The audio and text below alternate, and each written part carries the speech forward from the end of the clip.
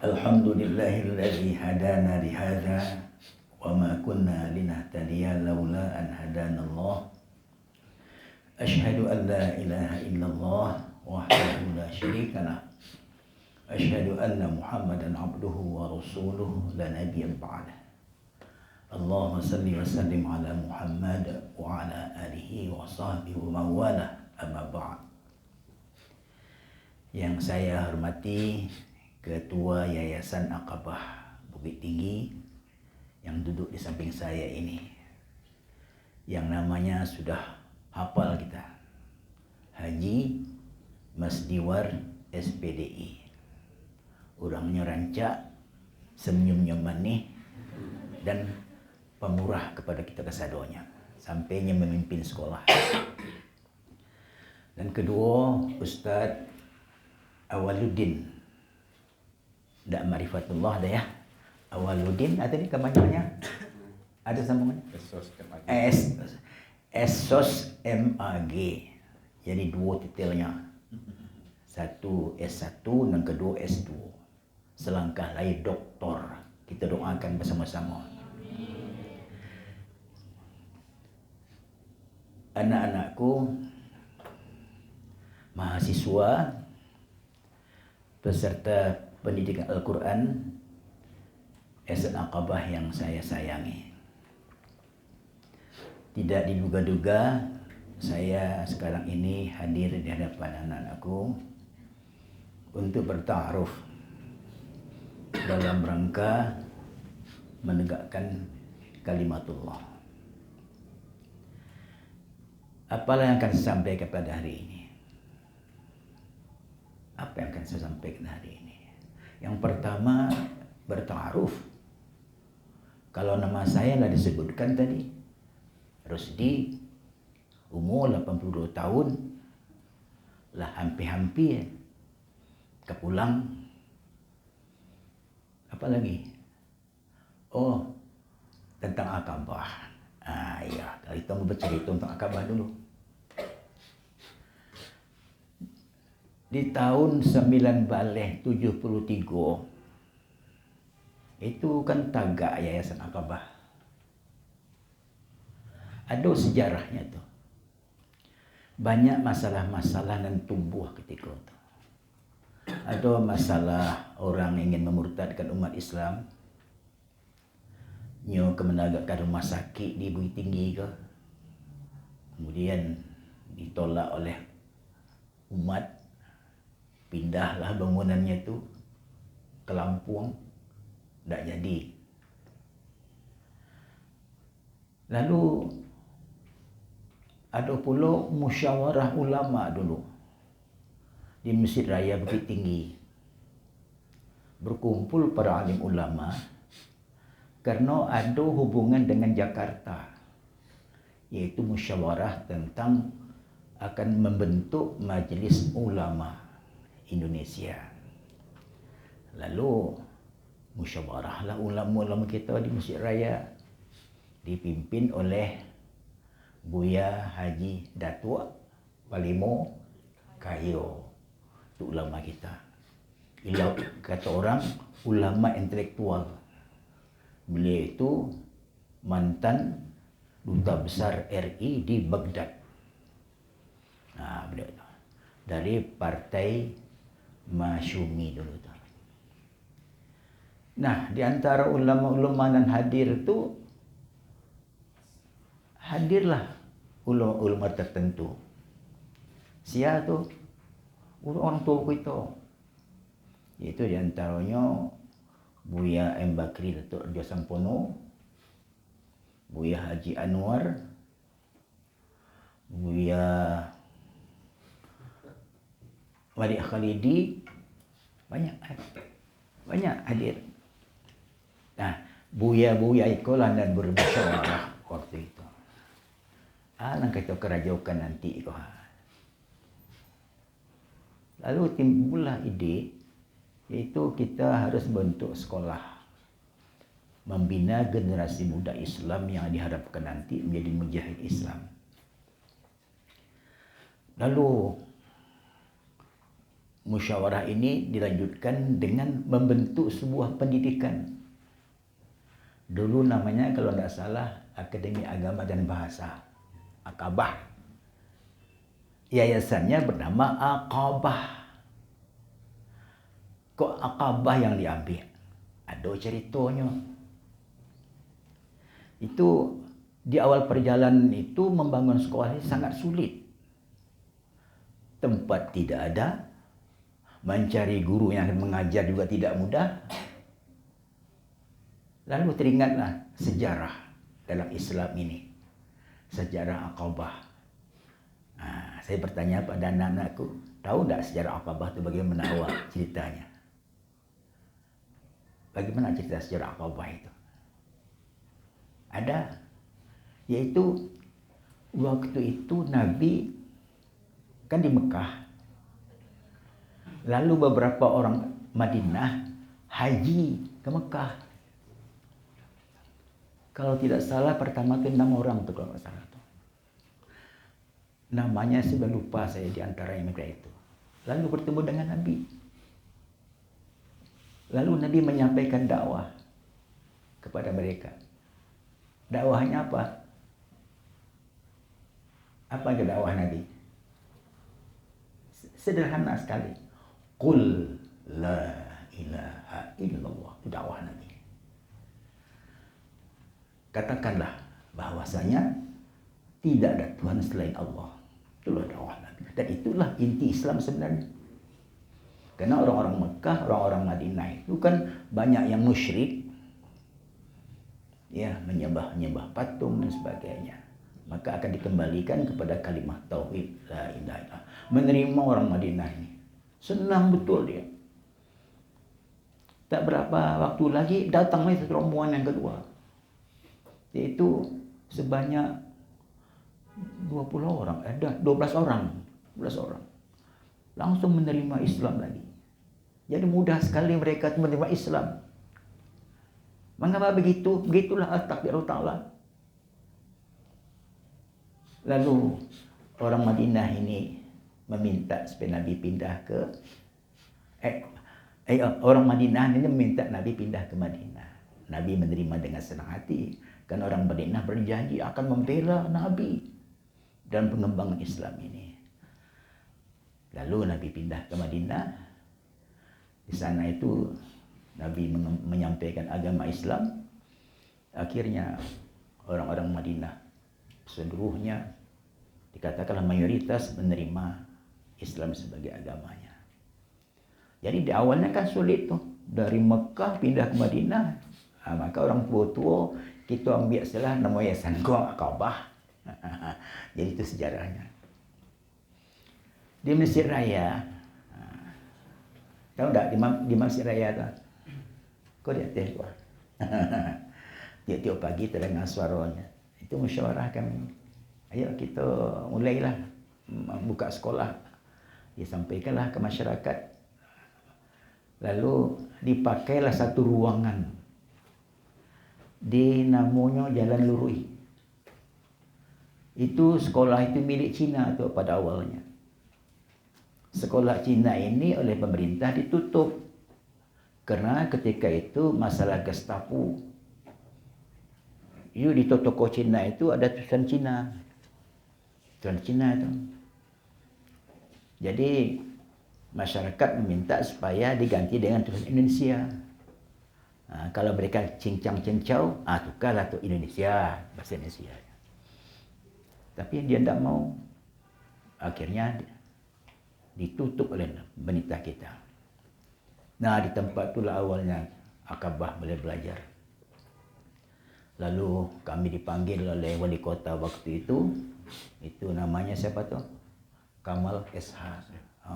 Panggil. Bicaralah. Iyo, berajawat si nanti tu. Iyo pak, pakailah rancak tu. Jadi menumpanglah di sekolah Cina itu 2 sekolah. Yang pertama kita Aqabah yang baru berdiri. Yang kedua Fakultas Hukum Muhammadiyah. Bangun situ. Berjalanlah.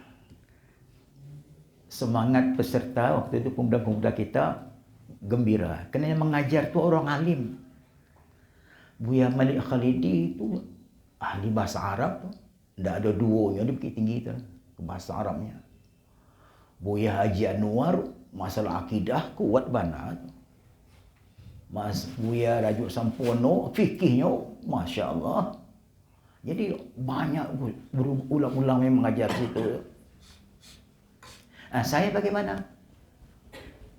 Saya waktu umur 30 tahun baru kira itu. Baru pindah, baru ditempatkan tugas di Bukit Tinggi. Saya ini suruh-suruhan orang. Suruh-suruhan orang. Karena saya tidak ulama. Saya ingin mencari ulama. Tempat menimba ilmu.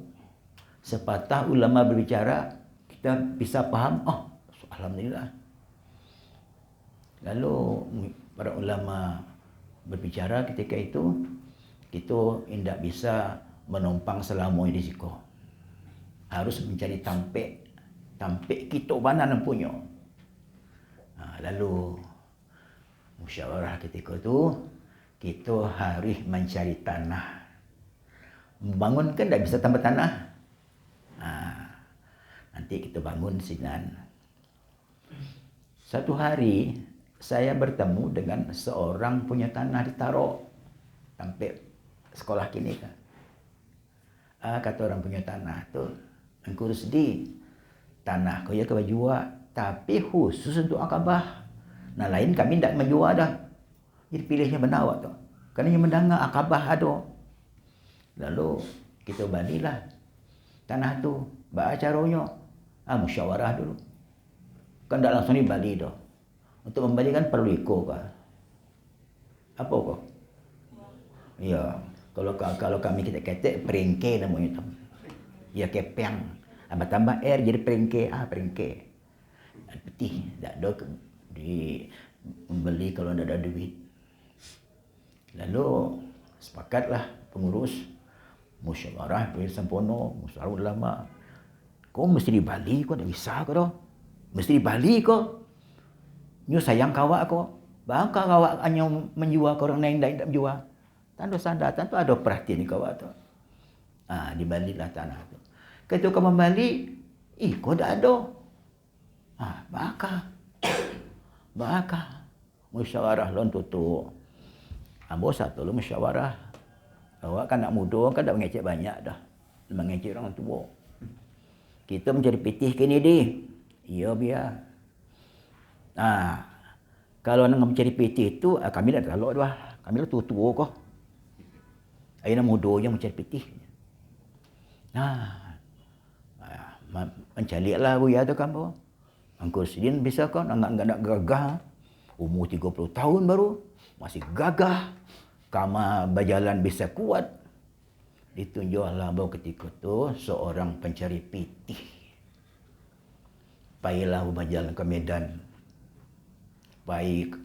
Pertama ke Pai Kubuah dulu. Ada Masjid Taqwa Muhammadiyah, nanti di simpang tu lupung tu.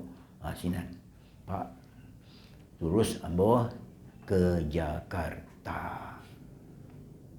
Jakarta bersuara Pak Natsir. Berceritakan kau rencana tu. Rancak tu aja. Nah, pitih dapat lalu dibayarkan ke tanah. Lah punya tanah awak tu. Tapi tentang gedung perlu lah tu. Kedatangan Pak Abu ke Dewan Dakwah tu lah tak lama akhirnya tiba pitih untuk membangun satu ruangan bertingkat 2, 8 kelas ya, 8 kelas. Siaplah bangunan tadi. Akhirnya kita pindah. Nah, Salmet tinggal sekolah Cina, kami lah punya tampik blok ini kau. Di mana tampik tu? Ditaruh Jalan Sulan dan Sahrir. Apa nama tu? Dah boleh apa? Lalu mulailah di situ tu dibangun. 2 pendidikan ketika itu nak dibangun. Yang pertama SD. SD. Yang kedua akademi. Hasil-hasil akademi itu siapa nak buat tak kenal dia. Siapa dia jantung itu? Ustaz Yusril. Muslim ya? Muslim Yatim Ustaz Yusril. Iya itu. Iya. Itu hasilnya. Jadi ambo masuk tahun 64 di Bukit Tinggi, 81 keluar SK. SK pindah Labo dari Bukit Tinggi ke Kota Bumi. Saja tu ambulan tak tahu menau lejo akabah ko. Beliau kelanan mudah-mudah melaksanakan. Perjalanan sejarah ambo takajui ketika ada undangan. Adunya HUT 50 tahun. Lah 50 tahun rupanya mua akabah ko. Kalau tiba orang tu lah sebayonya tu. Iya. Haji barang mau je? P9. Bayar beliau ke lah kira. Kan mesti gagah kan? Itu. Jadi diminta Buya datang nanti itu. Jadi kita mau. Basuhlah kita kini. Jadi yang mau sampaikan sejarah akabah ko. Rupanya perjalanan akabah ko ada mendaki, ada menurun. Akabah ko baru samprono tak kaki ni ko jalannya di tahun 2000 ya. Tahun 2000. Tahun 2000 kini tahun 2020 lah. Ya, jadi majunya akabah kini ko baru kira-kira berapa tahun yang lalu ko bro. Jadi ketika ambo masuk ke akabah Taro memulalang lawan calik. Karena waktu itu tanah kosong yang banyak. Sekarang lebih impi gedung-gedung mana. Kebajalan saja payah mencari jalan tu. Masya Allah. Kepatang bawa pai pula ke Bukareh mencari lebih hebat pula leh di Bukareh. Rupanya ada 4 tempat yang dibina oleh akabah. Yang ketiga, sampai kita duduk kini ko. Dan sampai nanti Kota Gadang ya, Kota sampai pendidikan yang memakan waktu 50 tahun. Dan pertama di Taro, dan kedua di Bukareh, dan ketiga di Siko, dan sampai di Kota Gadang. Alhamdulillah. Dan duduk pula kini mahasiswanya, penghafal Qurannya di depan kita kini kok, Masya Allah, bergembira. Jadi seluruh generasi pertama memelagakkan akabah ko dan bermusyawarah di Mesir Raya, di tampik sekolah Cino, ialah berpulang ke rahmatullah sadoni. Tinggal seorang lagi, sarang angok bawang lo kini kan. Kalau mengecek kalau enggak iya ya, mudah-mudahan ya. Sangok pula. Nah, jadi tinggallah seorang bos sebagai orang tua ya. Di akabah. Jadi yang mendoakan kepada Allah, mudah-mudahan peserta didik di akabah nanti menjadi ulama. Kalau pedusi apa namanya? Ulama, enggak ulami dia ya. Enggak ya, ulama aja ya. Ulama. Untuk belajar ilmu-ilmu itu ya tidak sulit dah. Bergantung kepada menjada wajada. Iya toh. Iya betul. Saya sungguh mendapat. Mahasiswa apa dulu yang habis 30 juz? Ya. Mahasiswa apa dulu yang habis 30 juz? Alhamdulillah. Nah, satu hal yang menggembirakan, akabah ko di samping membina orang berilmu baisi kepalanya, juga membina orang yang hafal Quran. Jadi langkok kita di sini. Ada syarat-syarat menjadi ulama itu. Yang harus tahu Quran, tahu hadis Nabi. Akhirnya itu ada pelajarannya di situ. Maka hamba mengucapkan kalimah Alhamdulillahirabbil alamin. Mudah-mudahan ya anak-anak ambunan sayangi, mahasiswa, mahasiswi dan sayangi, nanti tidak berapa tahun lagi indak tekah kini dah. Apa berubah menjadi ulama dan ulami akan memimpin umat kau. Sebab Islam ko indak bisa berjalan seorang. Ada orang mengembangkannya. Dulu ketika zaman Nabi, pertama Nabi mengembangkan agama. Masuk para sahabat-sahabat. Lahirlah khulafa ar-rasyidin. Lahirlah kau. Itu dah menumbangkan. Jadi perkembangan Islam kau amat bergantung kepada orang yang ada mengembangkannya. Alhamdulillah, Kabah termasuk salah satu daripada lembaga-lembaga Islam yang berjuang untuk menegakkan agama Islam, khususnya di Bukit Tinggi. Dan nanti kalau nyalah menjadi ulama, bersebar pula sampai pula nanti ke Irian Jaya nanti. Sampai nanti ke Aceh, sampai ke mahkamah. Dan sejarah telah membuktikan bahwa Islam ini satu-satu agama yang tak bisa dibantah kebenarannya. Ambo tekana ketika sedang hangat-hangatnya orang menegakkan rumah sakit Kristen di Bukit Tinggi kok. Akhirnya tentara awak bagi tanah tagaklah rumah sakit ketika itu. Akhirnya dibatalkan oleh pemerintah pusat Pak Soeharto, maka rumah sakit tadi berubah menjadi rumah sakit otak. Otak ya, itulah itu. Sedangkan ada rumah sakit Kristen kok pindah ke Lampung.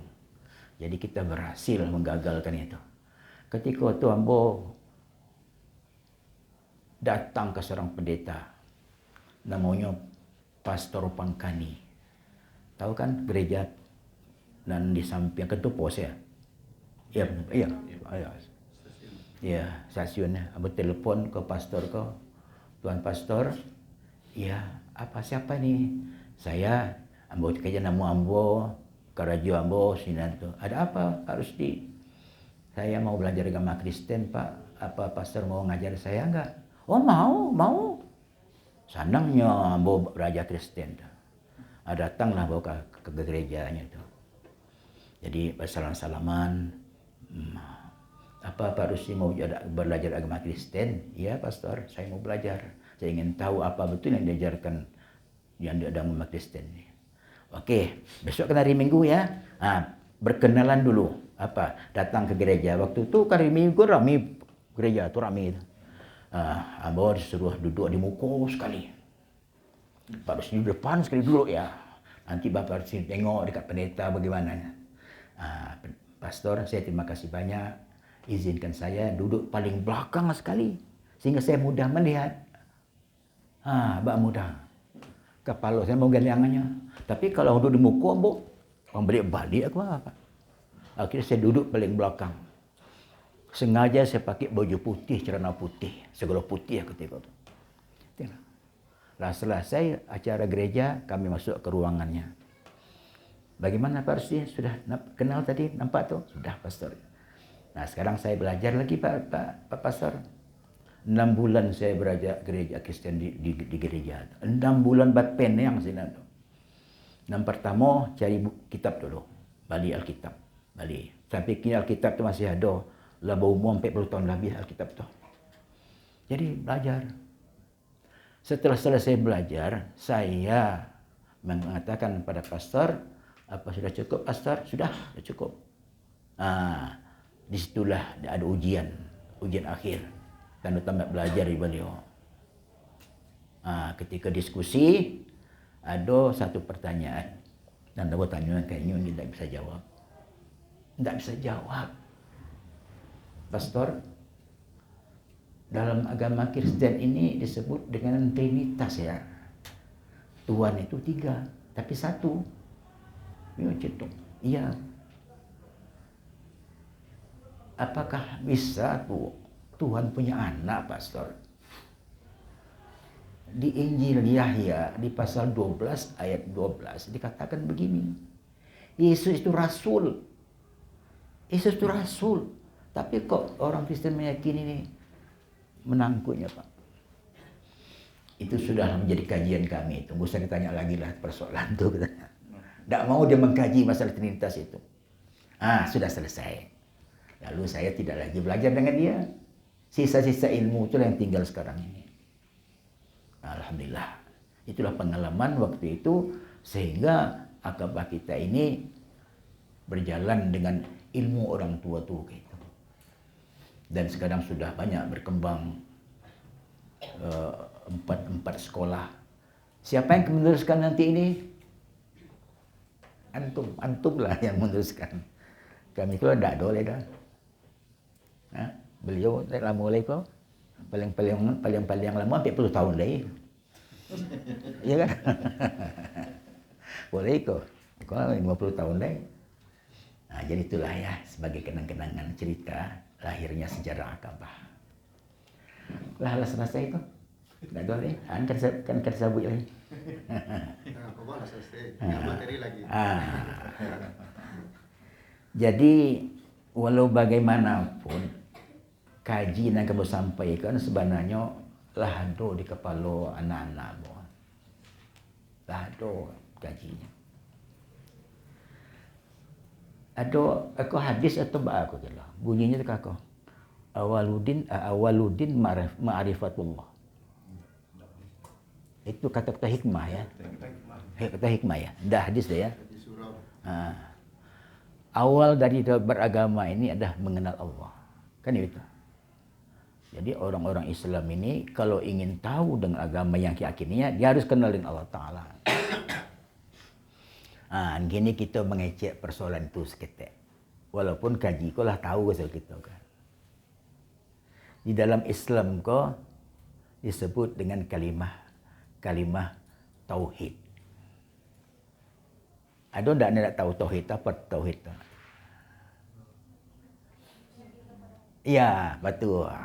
Tauhid itu mengesahkan Allah. Itulah awal daripada ajaran Islam. Sebelum mengkaji-kaji persoalan lain, ikut dulu diajarkan. Tercantum dalam kalimat tauhid. Apa bunyinya? La ilaha illallah. Kayak itu. Jadi kalau ada orang ingin masuk Islam, Nabi mengajarkan kau dalam bentuk dua kalimat syahadah. La ilaha illallah Muhammadur Rasulullah.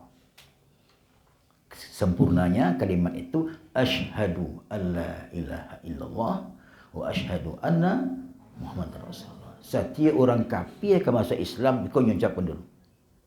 Tak ada lain dah. Kalimat ini kalau diucapkan dengan keyakinan menghapuskan segala dosa-dosa. Kau matinya ketika itu asyhadu alla ilaha illallah asyhadu anna Muhammadar Rasulullah, mati.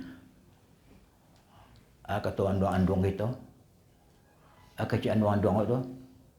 Orang yang orang kafir itu kok masuk Islam mati. Katanya balampong ke surga katanya. Tuh andong-andong. Tuh andong-andong bang cek itu. Orang kafir itu kalau dia masuk Islam mati ketika itu balampong ke surganya. Apa balampong tu? Ya langsung tidak tambah-tambah itu langsung sekali surga. Nah, dalam agama kita ini ajaran agama kita ini disebut dengan ajaran tauhid. Mengesahkan Allah Subhanahu wa taala. Kalimat tauhid itu tercantum dalam dua kalimat syahadah dan kemudian disebutkan dengan satu kalimat yang kita sudah hafal, itu kalimat iman. Iman. Jadi kita sejak kita awal menerima Islam sebagai agama sampai kita mati, iman ini tidak boleh tanggal. Tidak boleh bergeser sedikit pun juga. Apa itu? La ilaha illallah. Ini yang perlu kita kaji secara mendalam-dalam. Hadirin yang saya hormati, iman artinya percaya Apa yang dipercayai? La ilaha illallah. Tidak ada Tuhan selain Allah. Iman ini menjadi tonggak dalam Islam. Setiap umat Islam dia wajib memahami iman dengan cara yang benar. Apa ada caranya ya mendapatkan iman nambah tu? Ada.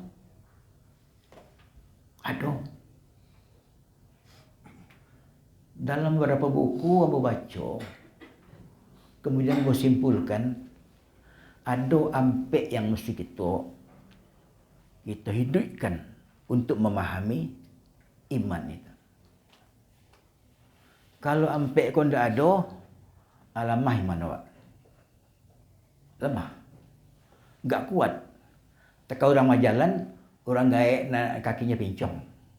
Tengok-tengok jalan. Tapi kalau ampek macam kau bisa ingat kuasai untuk memahami iman, kata-kata iman itu, insya-Allah husnul khotimah tu ya. Ampek kalau kamu kaji dengan harapan sebagai berikut. Kok salah bo menyampai kau tolong pelukan deh. Awaklah tu apa? Laga-laga ulama pula apa?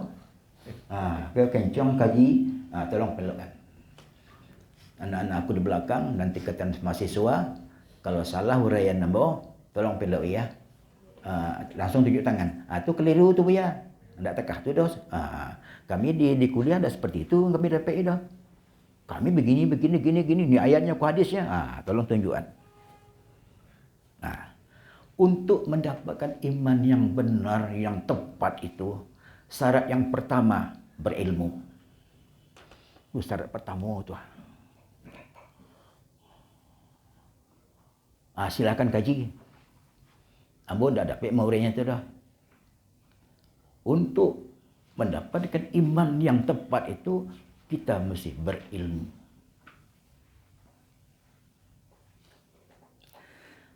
Dan kedua, setelah berilmu apa deh? Syarat kedua, tidak ada iman itu kalau tidak ada yang kedua ini. Apa? Beramal. Cubalah. Apa benar kalimat tauhid itu nak sembahyang awak nak mahu. Beramal. Yang ketiga, kau perlu pula. Apa benar Quran hadis. Tapi yang satu tidak ada, imannya jadi lemah. Apa? Berakhlak. Syarat ketiga, berakhlak.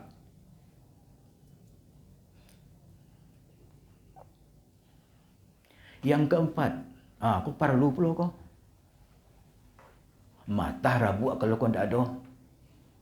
Apa nak kaji tapi kalau kau tidak hidup, tidak menggali agama apa nak.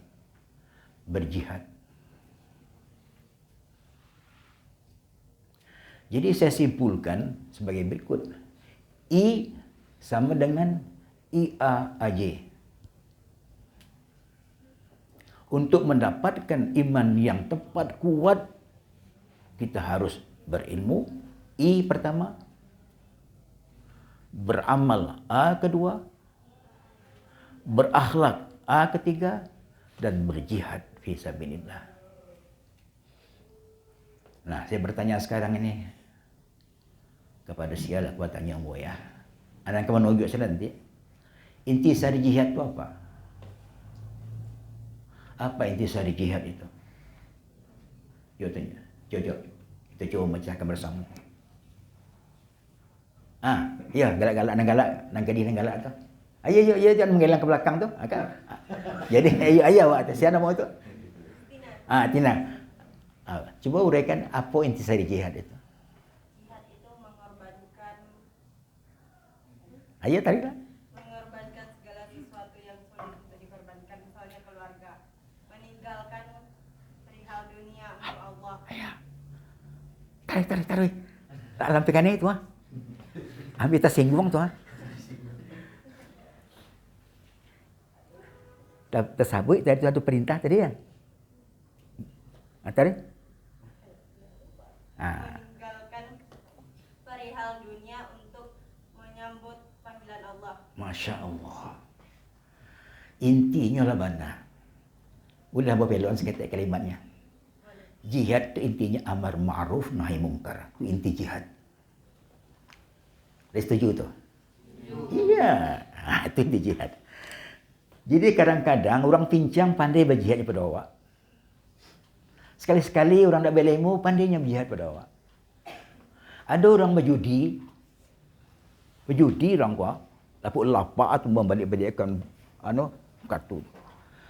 Ada orang pincang-pincang tukang minta sedekah ke rajuannya. Buyuang, berhentilah berjudi ko. Itu ndak elok dia waktu tu. Jihad. Jihad. Jadi intisari jihad itu apa? Amar ma'ruf nahi munkar. Tegakkan perintah, tinggalkan larangan. Kau yang bergantung pada kemampuan awak tu. Jadi kesimpulannya iman itu akan sempurna kalau nan ampe kau dapat kita hidupkan dalam hidup kita sehari-hari. Ya berilmu awak, beramal awak, berakhlak awak, berjihad awak. Jadi kata-kata akhlak itu tidak bisa dilepaskan dengan kalimat iman. Serancak-rancak awak, segagah-gagah awak, tapi kalau akhlak tidak elok, tidak juga. Nah, jadi itulah intisari daripada masalah-masalah menyangkut dengan keimanan tadi. Ayolah habis bahan apa, tak ada lagi. Bawalah pulang. I-A AJ. Iya. I-A AJ. I sama dengan I-A-A-J. Iman, ilmu, amal, akhlak, dan jihad. Kini kita diskusi lah ya. Ya, diskusi oleh. Jadi itulah kira-kira dapat saya sampaikan sebagai orang tua di hadapan anak-anaknya. Mudah-mudahan seluruh kita itu mendapatkan satu harapan besar. Tidak banyak dok. Apa itu? Reda Allah. Tidak banyak kita minta Allah Ta'ala. Reda Allah yang kita minta. Pada saat kita husnul khotimah tu, lancar mengucapkan kalimat La ilaha illallah. Surat itu putih, anggap putih lah. Pulang oleh. Kini kita buka forum diskusi. Ambo menyambut ilmu dari anak-anak ambo. Anak-anak ambo punya ilmu lah dari ambo. Kita kini melakukan satu kalimat dan sering kita dengar. Kalimat tu take and give. Senyum beliau.